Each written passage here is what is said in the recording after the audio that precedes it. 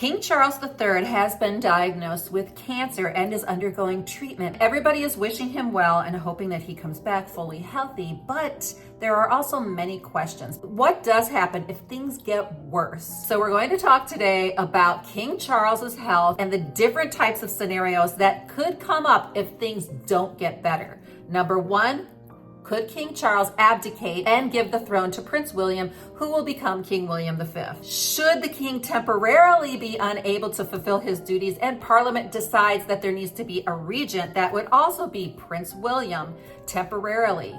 Should the king pass away, then Prince William will become King William V, and there will be a new line of succession. So we're going to break it all down as to what all of these things mean, what the new titles will be, should King Charles pass away, and should Prince William become king. For the sake of this video, we're not even going to talk about Princess Catherine's illness because we're going to believe that she is on the mend and she is going to be better should any of these scenarios happen. Let's first talk about abdication. Should the king make a decision that he would like to abdicate because his health does not look good, or simply because he would like to see his son become king because he cannot handle royal duties? King Charles waited a very long time to become king. His mother was the queen for over 70 years. He waited a really long time. He's an older king at the age of 75, but he's early on in being the king. He's always wanted to be king, so the likelihood of him abdicated is very slim, even though in Europe we are seeing more and more monarchs abdicate. For example, Queen Margareta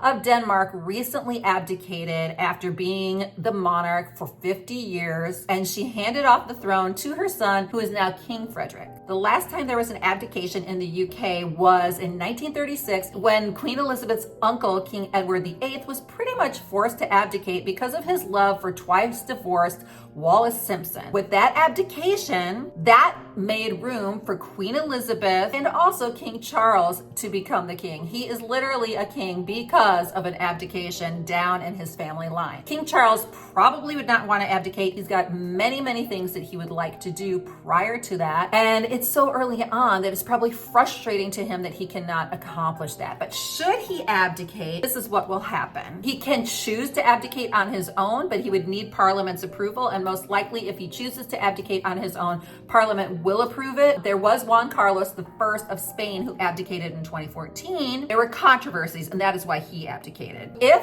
King Charles abdicates, we will most likely have a coronation. Whether or not it's a huge coronation like King Charles had or something simpler depends on what King William would want. But should this happen soon or in the next couple of years, England will be paying a lot of money again for another coronation. It would be King William V and Queen Catherine, which would then mean that George would become the Prince of Wales. And Charlotte then would become the Princess Royal. Louis, I'm not quite sure. They would probably give him a new title as well. So we've talked about King Charles just continuing on. Carry on. Everything's fine. He's carrying on. He's coming back. The second option is for him to abdicate. Now, what if he's still alive? He doesn't abdicate or want to abdicate, and yet they are noticing that he is not very healthy or really capable of carrying on his royal duties. Then Parliament can make a decision, even without the king's approval, to put William in a position of regency, which would mean he would be a king regent. He would be a ruling king. They would still have King Charles as the King of England. In that case, there are rules and there are laws. There's a Regency Act of 1937 established the procedures and protocols of how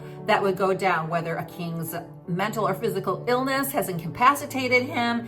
It also lays out who should take place if the monarch is deemed to be unable to rule. The Regency Act establishes a regent or a person. In this case, it would be Prince William, and he would take care of the royal functions, which would be transferred from the sovereign to the next in line of succession. So what happens if the king just dies? If the king dies, we have sort of seen what happens in that case because we just all experienced this with Queen Elizabeth. What happens is that William will be named as the king, and then there will be a coronation, usually several months. Sometimes it could be up to a year and a half after the death of that monarch. King William V will be the king. Prince George will be next in line.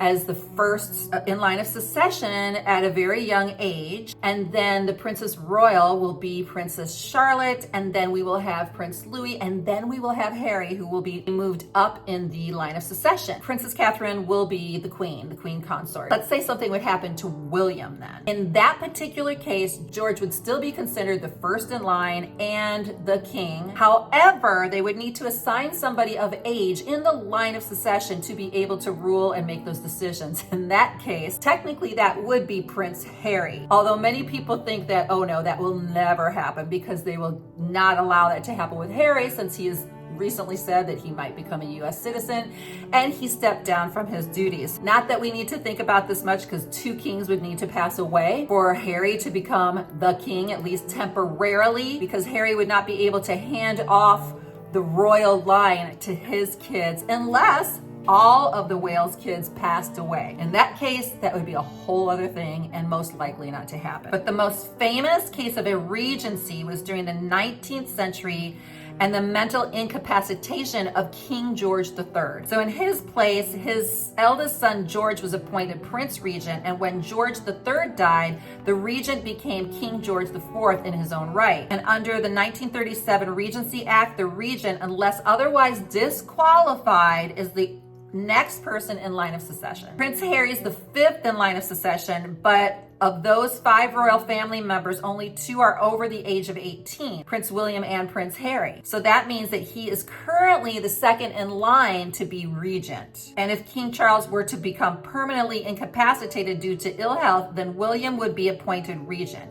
If the king died, then William would inherit the throne. But if both Charles and William passed away, then the throne would be inherited by Prince George. But while he's under the age of 18, because he won't turn 18 until July of 2031, a regent would need to be appointed by law, and that would mean that that would be Prince Harry. But there's a stipulation that could disbar Harry from becoming the regent, and that is that the law states a regent must be domiciled in some part of the United Kingdom, which he is not. This would mean Harry would have to leave California and live in the UK. If Harry were to be disqualified on the basis then of the next royal line, if Harry was to be disqualified as the acting regent until George turns 18, the next one would be Prince Andrew. Ooh, something needs to be done. Will the Regency Act of 1937 ever be changed, with the real prospect that either Prince Harry, who has moved to the US following the public falling out of his royal family, and Prince Andrew, who is retired because of questionable things, and the fact that either one of these 2 could become regent, there have been questions made to Parliament in regarding changing the law. In September, Stephen Benn, Viscount Stansgate,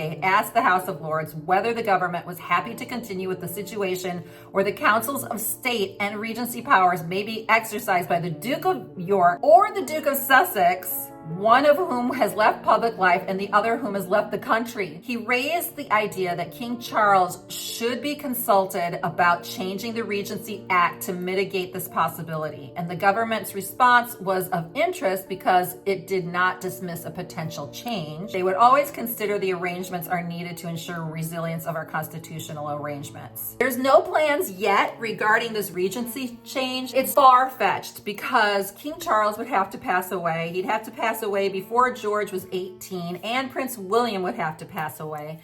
But at this point, if King Charles does pass away, it makes everything more vulnerable because King William has an underage heir, leaving Prince Harry or Prince Andrew in line of succession as controlling king. It would only be temporary, but it could be a hot mess. We're all wishing the best for King Charles. Things sound like it was caught early and things will be fine, but these are things for us to consider. What will happen if King Charles dies? Could Prince Harry ever become king? Could Prince Andrew ever become king? And could this abdication happen sooner than we think? Please subscribe to Hot for History, where you will have more royal news and history that I bet your history teacher would never dare to teach you.